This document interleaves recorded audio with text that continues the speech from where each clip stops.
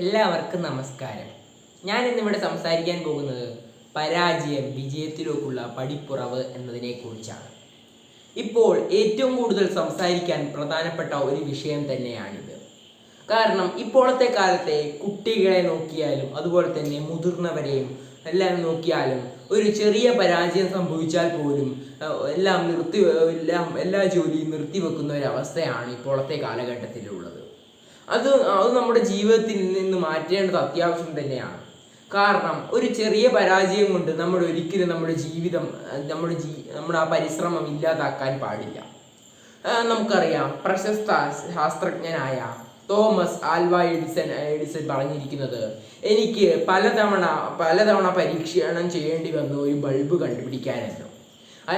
അദ്ദേഹത്തിന് പലതവണ തെറ്റ് സംഭവിച്ചു, അങ്ങനെ പലതവണ പരാജയം സംഭവിച്ചു. പക്ഷേ എങ്കിൽ അദ്ദേഹം കീഴടങ്ങിയില്ല.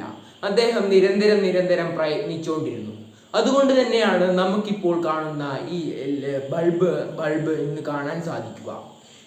അല്ലാതെ തോമസ് ആൽവ എഡിസൺ ഒരു ശ്രമം നടത്തി പരാജയപ്പെട്ടു, അപ്പോൾ നിർത്തുകയാണെങ്കിൽ നമുക്ക് ഈ ബൾബ് ഇന്ന് കാണാൻ കഴിയില്ലായിരിക്കും. അപ്പോൾ അദ്ദേഹത്തിൻ്റെ നിരന്തരം പരിശ്രമം കൊണ്ടാണ് ഈ ബൾബ് നമുക്കിന്ന് കാണാൻ കഴിയുന്നത്. അപ്പോൾ അദ്ദേഹത്തെ തന്നെ ഒരു ഉദാഹരണമായി നമുക്ക് എടുക്കാവുന്നതാണ്. പിന്നെയും പല ആൾക്കാരുണ്ടല്ലോ, പിന്നെയും പല മഹത് വ്യക്തികളുണ്ട്. നമുക്കറിയാം,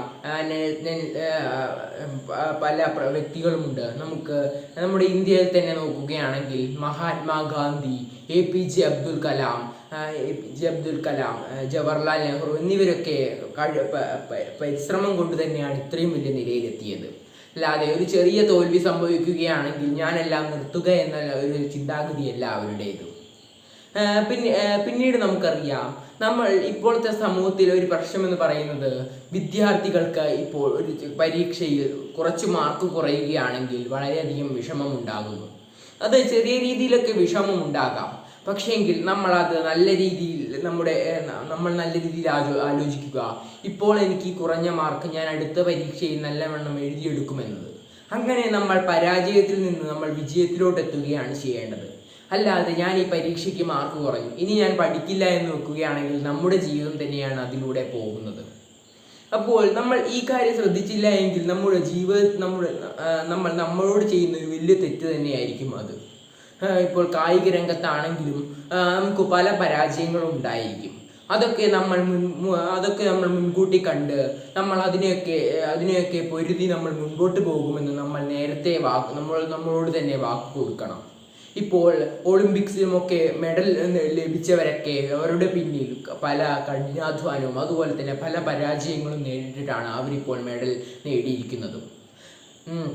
അവർ രാവെന്നോ പകലെന്നോ ഇല്ലാതെ അതിനുവേണ്ടി കഠിനാധ്വാനം ചെയ്യുകയും കഷ്ടപ്പെടുകയും അതോടൊപ്പം തന്നെ പല പരാജയങ്ങൾ അനുഭവിക്കുകയും ചെയ്തിട്ട് തന്നെയാണ് അവർ ഇത്രയും നിലയിലെത്തിയിരിക്കുന്നത്. പരാജയം നമ്മളെ 3 കാര്യങ്ങളാണ് പ്രധാനമായും പഠിപ്പിക്കുന്നത്: ക്ഷമ, അനുഭവം, അതുപോലെ ക്ഷമ എന്ന് പറയുമ്പോൾ ഒരു പരാജയം സംഭവിക്കുകയാണെങ്കിൽ ഒരു പരാജയം സംഭവിച്ചാൽ അടുത്ത വിജയത്തിലേക്ക് നമ്മൾ കാത്തിരിക്കുകയാണ് ചെയ്യേണ്ടത്. അപ്പോൾ അതിലൂടെ നമുക്ക് ക്ഷമ എന്നത് നമുക്ക് ശീലമാകുന്നു.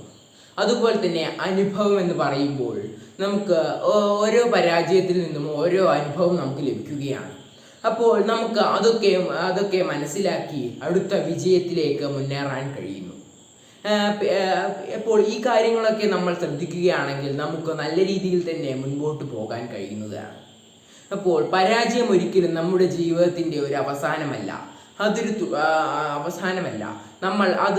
നമ്മൾ ചിന്തിച്ച് അത് വീണ്ടും തുടങ്ങുകയാണെങ്കിൽ നമ്മുടെ വിജയം അവിടെ തന്നെ ഉണ്ടായിരിക്കുമെന്ന് നമ്മൾ ചിന്തിക്കുക. ഇപ്പോഴത്തെ ഓരോ കുട്ടികളും അറിയേണ്ട ഒരു വലിയ കാര്യം തന്നെയാണിത്. നമുക്ക് പല അനുഭവങ്ങളും പരാജയത്തിലൂടെ ലഭിക്കുന്നു. അതൊക്കെ നമ്മൾ മനസ്സിലാക്കി മുൻപോട്ട് പോകേണ്ടതും അത്യാവശ്യം തന്നെയാണ്. ഇപ്പോഴത്തെ തലമുറയുടെ ഏറ്റവും വലിയ പ്രശ്നം തന്നെയാണത്. ഇപ്പോൾ ഒരു ചെറിയൊരു തെറ്റ് സംഭവിച്ചാൽ തന്നെ അത് ഓർത്ത് വിഷമിച്ച് വേറെ ഒരു പണിയും ചെയ്യാതിരിക്കുന്നു ഒരവസ്ഥയാണ് ഇപ്പോഴത്തേത്. അപ്പോൾ ഇനി വരാനിരിക്കുന്ന കാലഘട്ടം അതിനെയൊക്കെ മനസ്സിലാക്കി മുൻപോട്ട് പോകേണ്ടതും അത്യാവശ്യം തന്നെയാണ്. കാരണം ഇനി വരാനിരിക്കുന്ന തലമുറ അവരാണുള്ളത്. അപ്പോൾ അവർ ഈ കാര്യങ്ങളൊക്കെ മനസ്സിലാക്കിയില്ല എങ്കിൽ വരും തലമുറയ്ക്ക് തന്നെയാണ് അതിൻ്റെ വലിയൊരു ദോഷമായി മാറുന്നത്. വിദ്യാർത്ഥികൾക്ക് ഇത് മനസ്സിലാക്കണമെങ്കിൽ പല ബോധവൽക്കരണ ക്ലാസുകളും സ്കൂളുകളിൽ നടക്കേണ്ടതും അത്യാവശ്യം തന്നെയാണ്.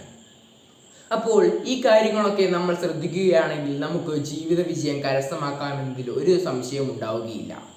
പരാജയം നമ്മുടെ ജീവിതത്തിൽ എപ്പോഴും ഉണ്ടാവുകയില്ല എന്ന് നമ്മൾ ആലോചിക്കുക. പരാജയത്തിൽ നിന്നാണ് ഓരോരുത്തരും അവരുടെ വലിയ നിലയിലേക്ക് എത്തിയിരിക്കുന്നത്. അപ്പോൾ ഇത്രയും പറഞ്ഞുകൊണ്ട് ഞാൻ എൻ്റെ പ്രസംഗം നിർത്തുന്നു. നന്ദി.